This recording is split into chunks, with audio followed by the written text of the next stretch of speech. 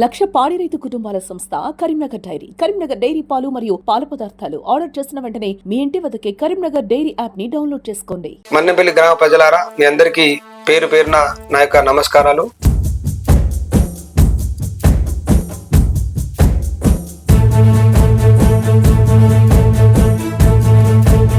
స్వచ్ఛందంగా ప్రజలు స్వచ్ఛందంగా నేను చేసిన సేవను గుర్తించి వాళ్ళే వచ్చి నాకు ప్రచారం చేస్తున్నారు.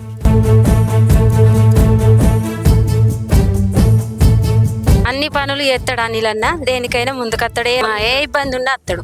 అనిల్ గారికి ఆపదలు ఉంటే అర్జెంట్ ఒక ఫోన్ చేయగానే వచ్చి మా ముందు ఉంటాడు.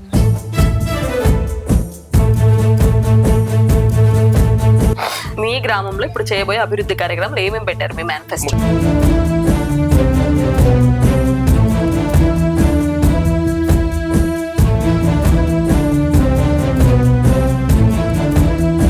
ప్రస్తుతం మనం తిమ్మాపూర్ మండలం మన్నెంపల్లి గ్రామంలో ఉన్నాము.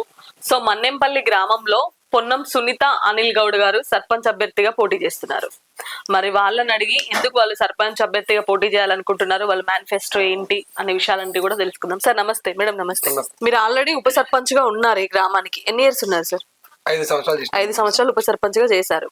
ఇప్పుడు మళ్ళీ సర్పంచ్ అభ్యర్థిగా పోటీ చేస్తున్నారు మేడం గారు. మీరు ఎందుకు మీరు సర్పంచ్ అభ్యర్థిగా పోటీ చేయాలనుకుంటున్నారు? ప్రజలకు సేవ చేయాలనే ఆశతో రాజకీయాలకు రావడం జరిగింది. తెలంగాణ ఉద్యమ సమయంలో కూడా ఉధృతంగా పనిచేయడం జరిగింది. కేసులు కూడా ఉన్నాయి, అప్పుడు చేయడం జరిగింది. దాని తర్వాత అదే ధోరణిలో కంటిన్యూగా అదిగా బీఆర్ఎస్ పార్టీలో ఉండి కష్టపడుకుంటూ పనిచేసుకుంటూ రావడం జరిగింది. గత 10 సంవత్సరాల అధికారంలో ఉంటే అప్పుడు 5 సంవత్సరాలకు ఉప సర్పంచ్ కూడా చేయడం జరిగింది. నేను ముఖ్య ఏంటంటే ప్రజలకు సేవ చేయడం, చావులో కానీ బ్రతుకులో కానీ పెళ్లిళ్ళు కానీ లేకపోతే హాస్పిటల్కి సంబంధించిన విషయంలో కానీ ఏదైనా కానీ వాళ్ళకి ఫోన్ చేయగానే నిమిషంలో వెళ్ళి నేను పనిచేయడం కూడా జరుగుతుంది. హెల్ప్ చేస్తున్నాను. ఇంకొకటి, మీరు ఒక యంగ్ యువత రాజకీయాలకు రావాలి, కొత్త వాళ్ళు రాజకీయాలకు రావాలి అని సందేశం ఇస్తా ఉంటారు. సో మీరు ఉప సర్పంచ్ గా చేసినప్పుడు మెయిన్ గా మీ గ్రామంలో ఉన్న ప్రధాన సమస్యలు ఏంటండి? మా ప్రధాన సమస్య 2 కల్వర్ట్లు ఉన్నాయండి. మెయిన్ గా మన్నెంపల్లి ఆమ్లెట్ విలేజ్ అయిన పోగలపల్లి గ్రామానికి మత్తడి ఉంటుందండి మధ్యలో. అది నడవడం వల్ల వాళ్ళు నడవాలంటే లేడీస్ మోకాళ్ళ వరకు చీరలు లేకునే పరిస్థితి. అది చాలా పెద్ద సమస్య. వాళ్ళు అక్కడ నుండి ఇక్కడ రావడానికి చాలా ఇబ్బందులు పడుతున్నారు. మేజర్ సమస్య అది ఒకటి ఉందండి. అదే విధంగా ఇంద్రానగర్ టు మన్నెంపల్లికి వచ్చే దారిలో అక్కడ ఒక కల్వర్ట్ నిర్మించాలి. ఈ వర్షాలు ఎక్కువ పడ్డప్పుడు రాకపోకలు కూడా బంద్ అవుతాయి. అవి 2 మేజర్ సమస్యలు ఉన్నాయి. అదే విధంగా ఒక నేతకాని సంఘానికి మరియు అదే మాదిక సంఘానికి వాళ్ళ శ్మశాన వాటికి సపరేట్ ఉంటాయి. ఇక్కడ వాళ్ళు నడవాలంటే మధ్యలో ఒక కాలువ వచ్చింది, మొన్న వరద కాలువకు సంబంధించింది. సో నడవాలంటే చాలా అది కూడా ఇబ్బంది పడుతుంది. ఆ రెండింటికి కూడా 2 బ్రిడ్జిలు ఏర్పాటు చేయాలి. ఇవి మేజర్ సమస్య. దీంతో పాటుగా మన కోతుల బెడద, విపరీతమైన కోతుల బెడద. కోతుల వల్ల గాయపడిన ఇల్లు లేదు ఇక్కడ. ఆ కోతులను మాత్రం నివారించాలి. ఇవి మెయిన్ సమస్యలు ఉన్నాయి. ఇవి ఉన్నాయి. మరి డబ్బు బాగా వంచుతున్నారా సార్? డబ్బు అనేది ఇంతవరకు నేను డబ్బు ఖర్చు పెట్టలేదు. స్వచ్ఛందంగా ప్రజలు స్వచ్ఛందంగా నేను చేసిన సేవను గుర్తించి వాళ్ళే వచ్చి నాకు ప్రచారం చేస్తున్నారు. నేను నామినేషన్ వేసినప్పుడు కూడా ఒక 300 నుంచి 350 మంది, నేను ఎవరికి జస్ట్ చెప్పి వస్తే ఒక్క రూపాయి కూడా ఎవరికి ఇవ్వకుండా సింగిల్ ఛాయ్ లేకుండా కూడా వచ్చి నామినేషన్ అయ్యేంత వరకు ఉండి వెళ్ళడం జరిగింది. చాలా సంతోషంగా ఉంటుంది. డబ్బులు వంచే ప్రసక్తి లేదు. డబ్బులకు లొంగేలా జనం కూడా కాదు మా మన్నెపల్లి గ్రామ ప్రజలు. మాట కోసం కట్టుబడి ఉండేటోళ్ళు. చెప్పండి. స్వచ్ఛందంగా వాళ్ళే కండువాళ్ళు వాళ్ళే అవి తెచ్చిస్తున్నారు. వాస్తవానికి కూడా కండువాలు ఇప్పుడు మీరు కూడా చూస్తున్నారు. బ్యాడ్జీలు కానీ కండువలు కానీ ప్రచార సామాగ్రి ఇలా ప్రతి ఒక్కరు స్వచ్ఛందంగా, ఎందుకంటే నేను చేసిన సేవ, ఎందుకంటే వాళ్ళ కుటుంబాలలో నేను చేసిన కదా అన్న, నువ్వు నిలబడ్డావు ఫస్ట్ టైం, నీకోసం మేము అవకాశం ఇస్తాం ఖచ్చితంగా అని చెప్పి, మన వంతు సాయం చేస్తా అని చెప్పి వాళ్ళు వచ్చి స్వచ్ఛందంగా చేస్తున్నారు. మరి ఆల్రెడీ ఇప్పుడు సర్పంచ్ గా పోటీ చేసిన వాళ్ళు కూడా ఇప్పుడు బరిలో ఉన్నారు. ఆల్రెడీ చేసిన వాళ్ళు కూడా. మీరు ఇంతవరకు ఉప సర్పంచ్ చేశారు. మరి ఈ 4గురిలో మీరు గెలుస్తా నమ్మకం ఉందా మీకు? 100కు 200% ఉంది. దానికి కారణం ఏంటంటే నేను అనునిత్యం ప్రజల్లోనే ఉన్నా. 2 సంవత్సరాలు పదవి లేకుండా ఉన్నా కూడా పదవిలో ఉన్నప్పుడు ఏ పని అయితే చేసినావు, చిన్న వార్డు నెంబర్ స్థాయి నుంచి ఉప సర్పంచ్ అయినా కదా, అప్పుడైతే ప్రజలతో ఎట్లున్నానో దాని తర్వాత ఈ 2 సంవత్సరాలు కూడా నా ప్రజలతో అదే విధంగా అవుతున్నా. సహాయాలు చేయడం కానీ ఏది కానీ చేస్తున్నా. ఇక నాకు ప్రత్యర్థిగా నిలబడ్డ వాళ్ళు ఈ ఊళ్ళో ఉండేవాళ్ళు కాదు. గతంలో 2 టర్ములు 10 సంవత్సరాలు పాలించిండు ఇక్కడ. 2 టర్ములు పాలించిండు.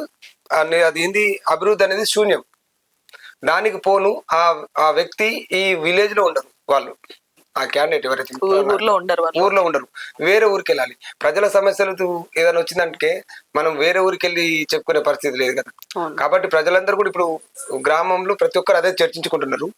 గ్రామంలో ఉన్నవానికి ఆపదలు ఉండేవానికి మాత్రమే మనం సాయం చేద్దామని చెప్పి ప్రజలందరూ ముక్తఖండంతో మాట్లాడుతున్నారు.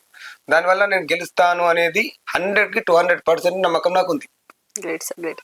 ఇంకోటి, మీ మేనిఫెస్టో ఏంటి సార్? మీరు గెలిస్తే మీ గ్రామంలో ఇప్పుడు చేయబోయే అభివృద్ధి కార్యక్రమాలు ఏమేమి పెట్టారు మీ మేనిఫెస్టో? ముఖ్యంగా మెయిన్ గా నేను- ఉండేది చెప్పండి. నాకు రాజకీయంగా ఈ గుర్తింపు వచ్చిందంటే నేను చేసే సేవనే. ఓకే. దానికి తోడు ఇంతకుముందు చనిపోయిన కుటుంబాలకు నేను సేవ ఎట్లా చేస్తున్నానో, ఇప్పుడు నేను మా గ్రామంలో ఆడపిల్ల ఉడితే వారికి 5,016 రూపాయలు ఫిక్స్డ్ డిపాజిట్ చేస్తా. మన్నెంపల్లి గ్రామంలో ఎవరు ఏ కమ్యూనిటీలో ఆడపిల్ల ఏ పుట్టినా? కమ్యూనిటీ పుట్టినా ఆడపిల్లకు 5,016 చేస్తా. అదే విధంగా మేనమామ కట్నంగా నా వంతుగా ఆడపిల్లకు పెళ్లి చేస్తే మేనమామ కట్నంగా 5,016 కూడా కట్నం చేతిలో పెట్టి ఇద్దరం కలిసి భార్యాభర్తలు ఇద్దరం కలిసిపోయి దండం పెట్టి ఆశీర్వదించి వస్తాం. వస్తారు. అదే విధంగా కోతులను, ఈ కోతుల పెడతాను కూడా ఖచ్చితంగా దాన్ని నిర్మూలించడానికి నా శాయశక్తులు కృషి చేస్తాను. అదే విధంగా ఇప్పుడు మీకు ఇంతకుముందు 4 సమస్యలు చెప్పిన మేజర్ సమస్యలు, ఆ కల్వర్ట్లు అండ్ బ్రిడ్జ్లు అవి కూడా ఖచ్చితంగా పూర్తి చేస్తా. వైకుంఠధామానికి పోవడానికి కూడా ఒక రథం ఏర్పాటు చేయడానికి కూడా ప్రయత్నం చేస్తా, తీసుకొచ్చి ఖచ్చితంగా చేస్తా. అదే విధంగా ఒక 40 సంవత్సరాల కిందట మా గ్రామంలో ఉన్న అందరు కలిపి దవాఖానకు 50 రూపాయలు జమ చేసుకొని 1 ఎకరం భూమి కొనుక్కున్నారు. ఇక్కడ 40 years బ్యాక్ కొనుక్కున్నారు, మేము పుట్టలేదు అప్పుడు. ఆ భూమి 1 ఎకర్ నిరుపయోగంగా ఉండే వాస్తవానికి. ఇప్పుడు చెప్తూ ఇంతకుముందు పాలించిన వ్యక్తులు కూడా, ఇంతకన్నా ఎంపీపీలు ఇవన్నీ చేసిన వ్యక్తులు ఎవ్వరు కూడా దాని గురించి ఒక్క మనిషి కూడా దాన్ని పట్టించుకున్న నాదులు లేడు. నేను అప్పుడున్న రసమయ్య బాలకృష్ణ గారి సహకారంతో నేను మా ఊరందరూ కోరిక తెచ్చాలని దవాఖానకు 20 లక్షల రూపాయలు శాంక్షన్ చేపించిన. శాంక్షన్ చేపించడమే కాకుండా ఆ బిల్డింగ్ కూడా పనులు చేసినాం. కొద్ది అసంపూర్తి ఉంది. ఇప్పుడు 2 సంవత్సరాలు గవర్నమెంట్ లేకపోవడం వల్ల అప్పటి నుండి ఇప్పటి వరకు ఎవరు కూడా 1 రూపాయి దానికి మళ్ళీ శాంక్షన్ చేయలేదు. సో ఇప్పుడు నేను గెలిచిన తర్వాత ఫస్ట్ నేను దాన్ని మా పెద్దల ఆశయాలు తీర్చాలి కాబట్టి ఆ దవాఖానను కంప్లీట్ చేయడానికి ఖచ్చితంగా కంకణబద్ధునే పనిచేస్తాను. Great sir, great. ఫైనల్ గా మన్నెంపల్లి గ్రామ ప్రజలకి పొన్నం అనిల్ గౌడ్, సునీత గారు ఏం చెప్పాలనుకుంటున్నారు చెప్పండి. మీ గుర్తు ఏంటి? నా గుర్తు వచ్చేసి కత్తెర గుర్తు. మన్నెంపల్లి గ్రామ ప్రజలారా మీ అందరికీ పేరు పేరున నా యొక్క నమస్కారాలు. మన్నెంపల్లి గ్రామంలో నేను చేస్తున్న సేవ అనేది మీరు ప్రతిరోజు చూస్తూనే ఉన్నారు. ఎన్ని రోజులుగా కష్టపడుతున్నానో మీరు ఆ సేవకు, నేను చేసే సేవ గుణాన్ని మీరు దృష్టిలో పెట్టుకొని మీరు నన్ను ఖచ్చితంగా గెలిపించి సునీతను భారీ మెజార్టీతో గెలిపించాలని కోరుకుంటున్నాను. మా గుర్తు వచ్చేసి కత్తెర గుర్తు, సీరియల్ నెంబర్ వచ్చేసి 2. ఇది మొత్తానికి ఈ రోజు మన్నెంపల్లిలో సునీత అనిల్ గౌడ్, పొన్నం అనిల్ గౌడ్ గారు చెప్తున్నది. సో ఖచ్చితంగా 100కి 100% మేము గెలుస్తాము భారీ మెజారిటీతో అంటూ కూడా ధీమా వ్యక్తం చేస్తున్నారు. సో ఒక డిఫరెంట్ కాన్సెప్ట్, ఒక యువ నాయకత్వం ముందుకొచ్చింది. సో యువకులందరూ రాజకీయాల్లోకి రావాలి సేవా దృక్పథంతో. సో ప్రజలే మేము చేసిన సేవ గుర్తించి ప్రజలే మమ్మల్ని గెలిపిస్తారు. స్వచ్ఛందంగా కూడా, నేను కూడా ఇప్పుడు సార్ వాళ్ళ ఇంట్లో చూడడం జరిగింది, స్వచ్ఛందంగా అందరు ముందుకు వచ్చేసరి బ్యాడ్జెస్ తీసుకోండి అని వాళ్ళే తెచ్చిస్తున్నారు. ఎందుకంటే సార్ ఒకప్పుడు వాళ్ళ కుటుంబానికి చేసిన సేవలు కానివ్వండి, అభివృద్ధి కానివ్వండి చూసి వాళ్ళే పబ్లిక్ ముందుకొచ్చి సార్ను గెలిపించాలి అన్నట్టు కూడా వస్తున్నారంట. సో మొత్తానికి వాళ్ళ గెలుపు పట్ల అయితే ధీమా వ్యక్తం చేస్తున్నారు పొన్నం సునీత అనిల్ గౌడ్ గారు. ప్రస్తుతం మనం మన్నెంపల్లి గ్రామంలో ఉన్నాం కదా, ఇక్కడ ప్రజలను అడిగి తెలుసుకుందాం మరి ఎవరు గెలుస్తారో ఎవరు కొట్టేస్తారో. ఒక అమ్మ ఉంది. అమ్మ నమస్తే, నీ పేరు? రాజావా రాజా, ఎవరు కొట్టేస్తాను? అనిల్కు మా మనవాడు. అనిల్కే కొట్టేస్తావా? ఎందుకు అనిల్ కొట్టేస్తావు? మాకు మంచితనం చేసి వేస్తాం. ఏ గుర్తు? కత్తెరా గెలుస్తాడా మరి అనిల్? బరి వెళ్తాడు. అమ్మ మీ పేరు? మాధవి. మాధవ్, ఎవరు కొట్టేస్తున్నారు? అనిల్ అన్నకు.